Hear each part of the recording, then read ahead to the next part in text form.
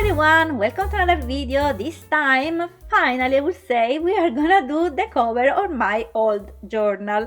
It's finally time. I finished this journal last year, but now it's time to do the cover finally.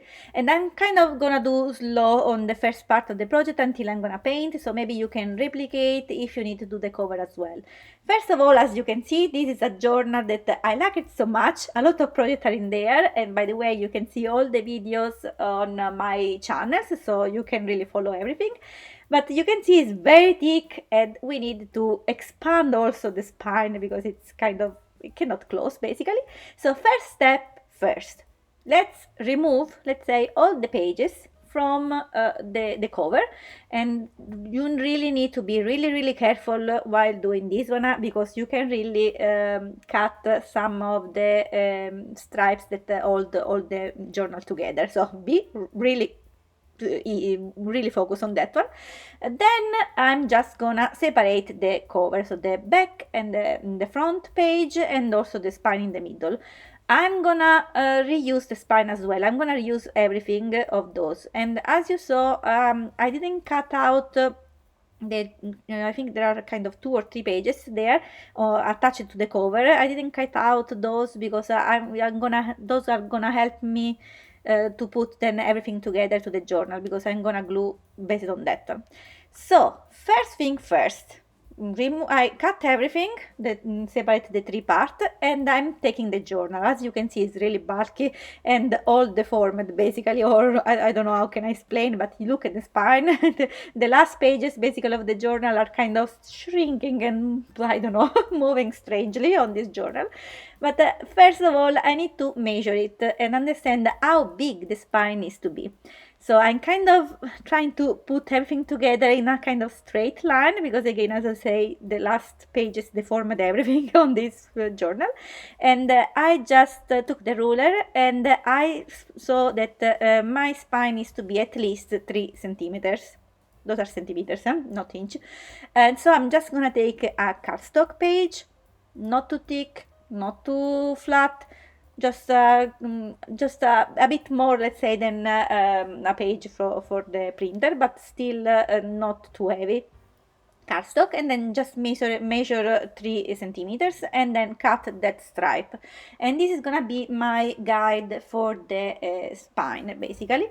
And I'm gonna use this one. Doesn't have to be really strong, because it needs to be flexible enough to be able to consent, let's say, that you can open, let's say, each pages pretty easily.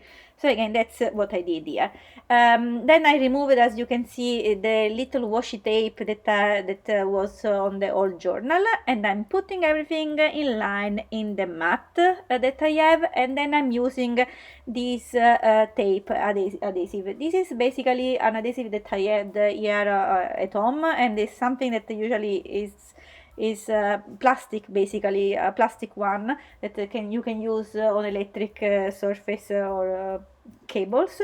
That's what I had. If you have the one with how it's called, texture, no, let's say it is the one with some textile, how can I say, oh my god, some clothes basically.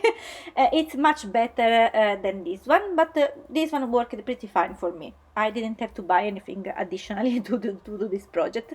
And then I'm just cutting out the excess, and as you can see, I was able also to replace and adjust a little bit better the position of the 2 cover, the back and the forth. It worked fine for me. When everything is basically there and ready to color and everything, before doing it, so I was kind of testing. I was like, yes, can it fit, can it move? And I was testing with the rest of the pages, and it worked fine. And then I decided it was time to cover basically the whole background and start coloring it. I'm gonna speed it up, this process, anyway, because it's gonna take otherwise too much of your time. But anyway, I'm just gonna put a coat of gesso everywhere, also on the spine. And while that one was drying, I had this other mini journal. I think I don't know if you saw also the flip through of this one, but I finished it recently. I didn't like the cover of this one as well. So since I had the gesso ready on my desk, I decided, okay, let's do the cover also of this one. So I'm just gonna do the same. Just in this case, I don't have to remove everything on the cover page, because it's fine, and I don't need to expand the spine. It's fine as it is. But I wanted to color differently, so I'm just gonna put a coat of gesso on that one. Then I'm going back on the main journal, because that one is dry enough to play with it.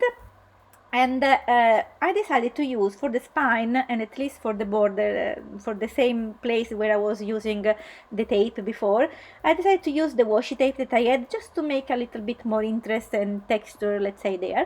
The only thing, since it's washi tape, I wanted to make sure that this one's gonna resist in time and not gonna peel off soon. So I'm just gonna use some glue to glue everything perfectly down, and I'm putting also glue on top of it. So basically I think it's strong enough, it should stay strong enough. And then I also put color on top of it, so I think it should stay in place enough. And then I'm just gonna put those washi tape, and this by the way is a set that I bought on Amazon time ago, and the brand is called Agugu. Strange name, but it's Chinese, I think. I don't know. Anyway, I'm sure I pronounced it wrongly. As always, my pronunciation is terrible for everything: English, French, and other languages. Now, on the cover, for this I decided to use just some brown, and this is burnt umber color acrylic paint. I'm just gonna put without water. So I really want to have, let's say, the brush stroke, like a dry coat of it. I like it how it turned out. And when everything is dry, I decided to use some stencil. I had this one in my stash for from last year, and this is basically some numbers. And I'm using the acrylic paint old mauve. Anyway, it's a kind of brown, but with a tint of red, so it's a mix between brown and red, and I like it how it turned out. Maybe it's a bit darker than I was expected. Maybe this cover needed a bit more white or bright colors, but for a cover I didn't want to have too much stuff on it. It's still a cover. And basically I'm just gonna wait that everything is dry, and I'm gonna moving on the small journal. We are gonna go back and forth on this video basically, so you can speed it up if you want to continue on the other cover. For this one instead I wanted to have a colorful a colorful cover basically, so I decided to have to put there a stylistic, I don't know, not a realistic picture of a daisy. This is my favorite flower, so I said, yeah, I think it's fit this mini journal. So I just put a lot of color and following with the brush stroke really the direction that I want to have.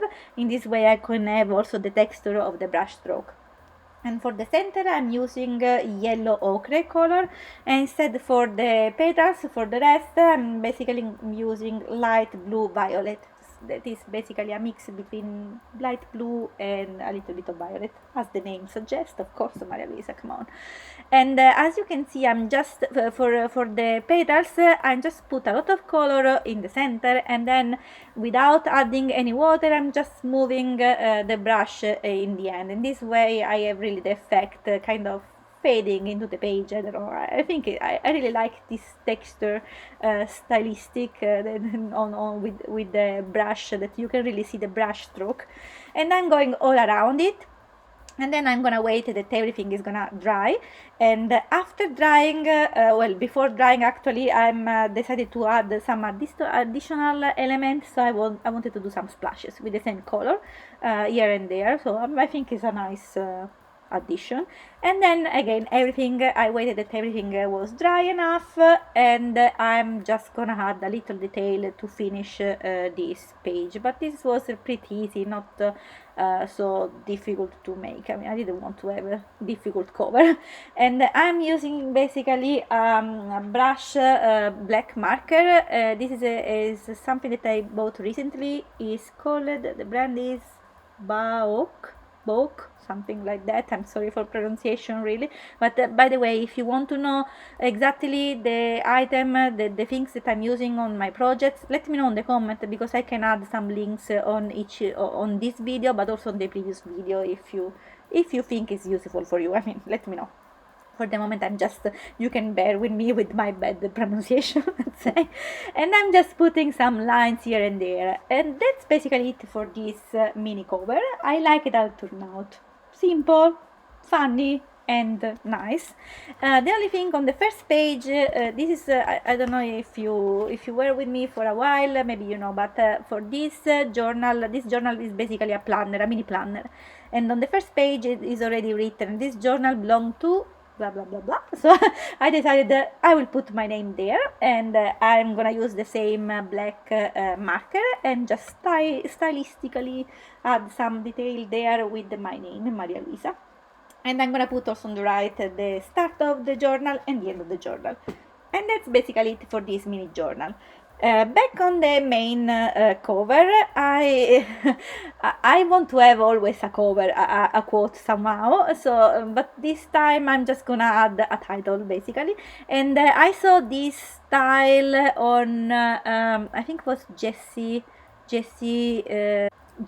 Carp.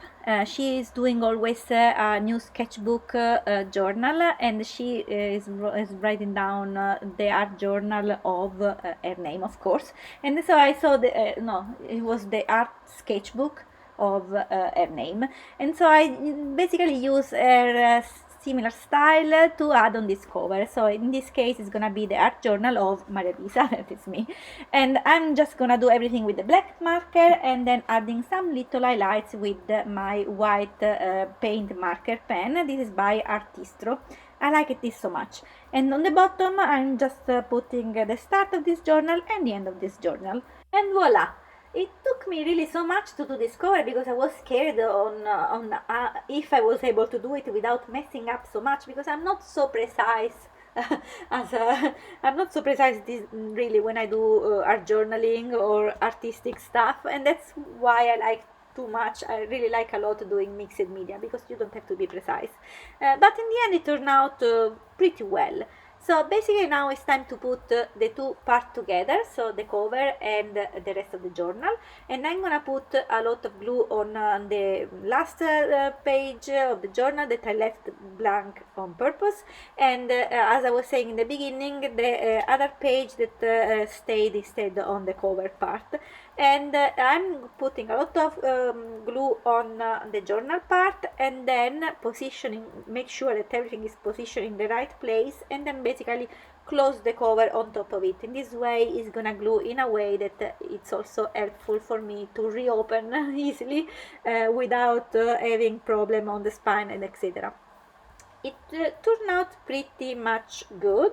The only thing is that maybe I needed to do this cover before, maybe when I was in the middle of the journal. I don't know, because the deformation that the journal had on the half part of it was so strange that still is not exactly closing well. I mean, the deformation is still there, but in the end, I mean, it's fine. It's my first journal. It's okay. Cannot be perfect as me. And those are the two covers. I hope that you had fun with this project, and it was helpful for you to make also the cover of your journal, and not be scared about that. Thanks a lot again for watching. See you soon for next video. Bye bye.